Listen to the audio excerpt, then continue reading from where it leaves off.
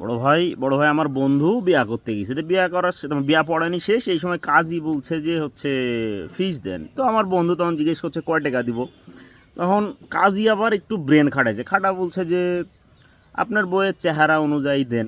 তখন আমার বন্ধু তো তার মানে চিন্তাত পড়ে গেছে যে কাজী কি বলতে চাইলো, এদের একটু ব্রেন খাটাতে হচ্ছে চিন্তা করেছে। তখন কি করেছে, সে পকেট থেকে মানি ব্যাগ বের করে ওকে 1,000 টাকা দিছে। তো 1,000 টাকা দিয়েছে, এই সময় যে বড় যে ঝাড় ফ্যান আছে না, এই ঝাড় ফ্যান কেডা বা বইয়ের দিকে এরমকে ধরিছে, যেমনি ধরিছে আর বইয়ের যে উন্না আছে উন্নাটা উঠে গেছে। হ্যাঁ, তো এই সময় আবার কাজে ওই দিক তাকা ওই বইয়ের চেহারা দেখে ফেলিছে। হ্যাঁ, তখন আমার বন্ধু তো হাঁটা ধরেছে, তখন আমার বন্ধু আবার ডাকছে যে ওই মৌলবি আমার বন্ধুক ডাকছে যে জামাই জামাই এদিকে এসো এদিকে এসো।